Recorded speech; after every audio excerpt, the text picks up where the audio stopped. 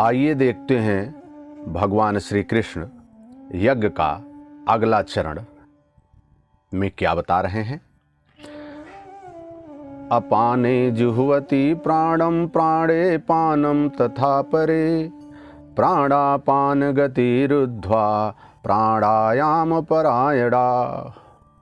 बहुत से योगी अपान वायु में प्राण वायु को हवन करते हैं और उसी प्रकार प्राण वायु में अपान वायु का हवन करते हैं। इससे सूक्ष्म अवस्था हो जाने पर अन्य योगी जन प्राण और अपान दोनों की गति रोककर प्राणायाम परायण हो जाते हैं, जिसे श्री कृष्ण प्राण अपान कहते हैं।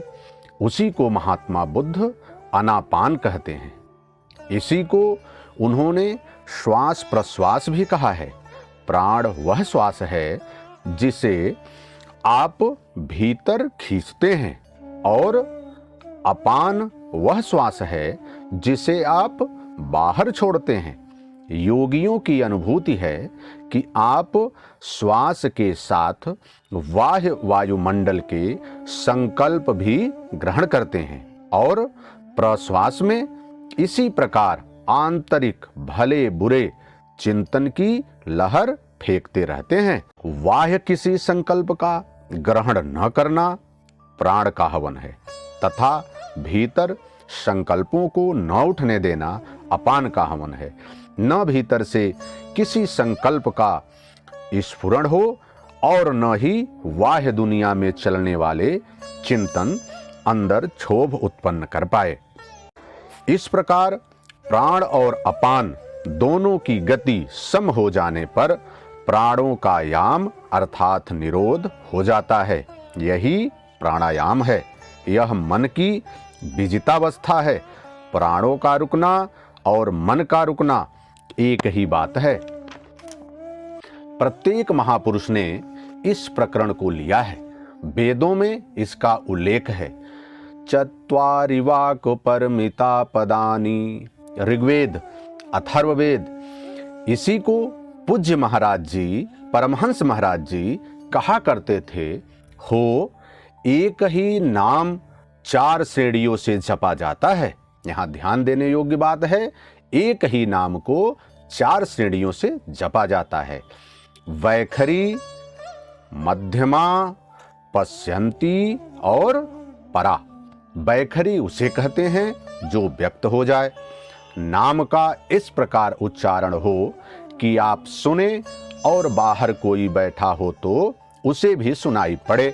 जैसे अगर आप ओम या राम या शिव कोई भी मंत्र लिए हैं, वह अगर जपते हैं तो वैखरी आपको बता चुके। मध्यमा अर्थात मध्यम स्वर में जप, जिसे केवल आप ही सुने, बगल में बैठा हुआ व्यक्ति भी उस उच्चारण को सुन न सके।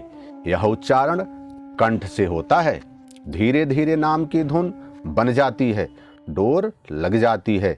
साधना और सूक्ष्म हो जाने पर पश्यंती अर्थात नाम देखने की अवस्था आ जाती है।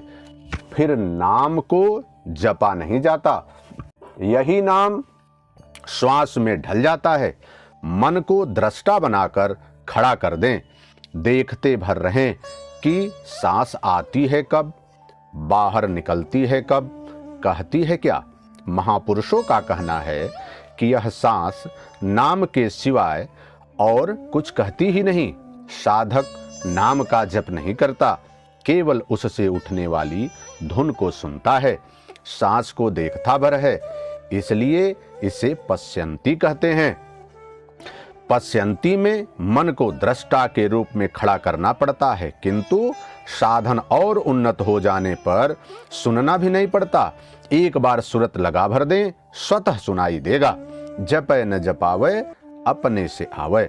न स्वयं जपे, न मन को सुनने के लिए बाध्य करें और जप चलता रहे। इसी का नाम है अजपा।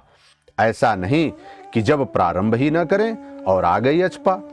यदि किसी ने जप नहीं आरंभ किया तो अजपा नाम की कोई भी वस्तु उसके पास नहीं होगी। अजपा का अर्थ है हम न जपें किंतु जप हमारा साथ न छोड़े।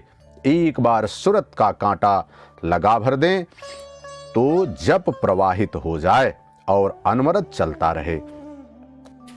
इस स्वाभाविक जप का नाम है अजपा और यही है परावाणी का जप।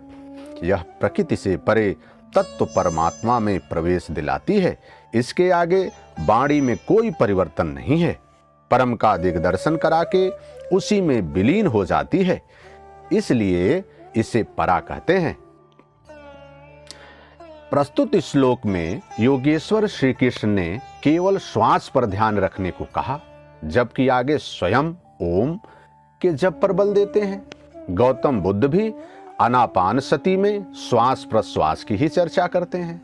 अंततः वे महापुरुष कहना क्या चाहते हैं? वस्तुतः प्रारंभ में बैखरी, उससे मध्यमा और उससे उन्नत होने पर जप की पश्यंती अवस्था में श्वास पकड़ में आता है। उस समय जप तो श्वास में ढला मिलेगा, फिर जपे क्या? फिर तो केवल श्वास को देखना भर है। इसलिए प्राण अपान कहा, नाम जपो ऐसा नहीं कहा, कारण कि कहने की आवश्यकता नहीं है। यदि कहते हैं तो गुमराह होकर नीचे की श्रेणियों में चक्कर काटने लगेगा। महात्मा बुद्ध, गुरुदेव भगवान तथा प्रत्येक महापुरुष जो इस रास्ते से गुजरे हैं, सभी एक ही बात कहते हैं। बैखरी और मध्यमा नाम जप के प्रवेश द्वार मात्र हैं। पश्यंती से ही नाम में प्रवेश मिलता है। परा में नाम धारावाही हो जाता है, जिससे जप साथ नहीं छोड़ता। मन श्वास के साथ जुड़ा है। जब श्वास पर दृष्टि है, श्वास में नाम ढल चुका है। भीतर से न तो किसी संकल्प का उत्थान है और न बाह्य वायुमंडल के संकल्प भीतर प्रवेश कर पाते हैं।